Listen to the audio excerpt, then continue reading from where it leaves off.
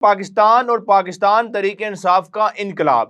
اب انقلاب کا لفظ پاکستان تحریک انصاف نے اتنی بار استعمال کیا ہے کہ پی ٹی آئی یعنی کہ جو آئی جس کے لیے انصاف لکھا جاتا ہے اس کو انقلاب بنا دیا گیا کہ یہ تو انقلاب لانے والی تحریک ہے، انقلاب لانے والی تنظیم ہے یا جماعت ہے۔ اب پی ٹی آئی کا یا پاکستان تحریک انصاف کا انقلاب کیسے آ سکتا تھا یا کیسے آ سکتا ہے؟ سب سے پہلے تو پاکستان تحریک انصاف نے کوشش کی کہ 9 مئی جیسا ایک جو ہے فساد ڈال کے ملک کے اندر انقلاب لایا جا سکے، لیکن اس میں بھی ناکام ہوئے۔ پھر ان کی کوشش تھی کہ ٹرمپ آئے گا اور انقلاب آ جائے گا، ویسا بھی نہیں ہوا۔ پھر جب پاکستان اور بھارت کے مابین آپس میں کشیدگی ہوئی، ایک سلسلہ جاری ہوا، تو اس کے بعد ان کو لگا کہ شاید اب انقلاب آئے گا اور پے رول پر جو ہے پاکستان تحریک انصاف کے بانی جو ہیں وہ باہر آ جائیں گے، لیکن وہ بھی ناکام ہوا۔ اس طرح مختلف کوششیں کرتے رہے اور ہر کوشش میں ناکام ہوتے رہے۔ ان کی سوچ تھی کہ علی امین گنڈا پور جو ہیں وہ انقلاب لائیں گے اور پاکستان تحریک انصاف کے بانی جو ہیں وہ باہر نکل آئیں گے، لیکن وہ بھی ناکام ہوئے۔ اس کے بعد بشرا بی بی کے حوالے سے کہا جا رہا تھا کہ یہ ایک کال دیں گے، اس کال کے بعد انقلاب آ جائے گا پورے ملک کے اندر اور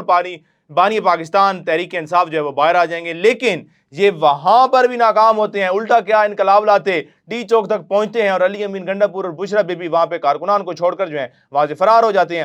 اس کے بعد مختلف تحریکیں یہ چلاتے رہے، یہ کوشش کرتے رہے کہ شاید انقلاب آ جائے، لیکن نہ تو اس تحریک کے اندر کوئی شخص آ سکا، نہ ہی اس تحریک میں یہ لوگ نکال سکے۔ اب پاکستان تحریک انصاف کی اگر سوشل میڈیا پر بات کی جائے تو سوشل میڈیا پر جو ہے اس وقت بھی لاکھوں جو ہیں لوگ پاکستان تحریک انصاف کے حق میں بات کرنے کے لیے بیٹھے ہیں، لیکن جب بھی فزیکلی نکلنے کی بات ہوتی ہے تو ان میں سے 10-20 بھی بامشکل نکل سکتے ہیں۔ تو کیسے پاکستان تحریک انصاف کا انقلاب اس ٹائم آ سکتا ہے؟ اب آخری ان کے پاس حل تھا، وہ تھا سہیل افریدی۔ اب سہیل افریدی کو لایا جاتا ہے کہ وہ شاید انقلاب لے آئیں گے۔ اب وہ کیا انقلاب لاتے؟ ان کی پیورٹی میں نہ تو عمران خان کی ضمانت تھی، نہ عمران خان سے ملنا تھا، نہ کوئی اپنے کے پی کے کی پالیسی تھی، بلکہ ان کی پیورٹی تھی کپتان چپل بنوانا۔ اور جب وہ عمران خان سے ملنے اڈیالہ جیل بھی جاتے ہیں، وہاں پر بھی ان کو نہیں ملنے دیا جا سکتا، جہاں پر بھی ان کو ملنے کی اجازت نہیں ملتی۔ تو اب آپ کیا سمجھتے ہیں کہ صورتحال میں کیا سہیل افریدی پاکستان تحریک انصاف کے لیے انقلاب لا سکتے ہیں؟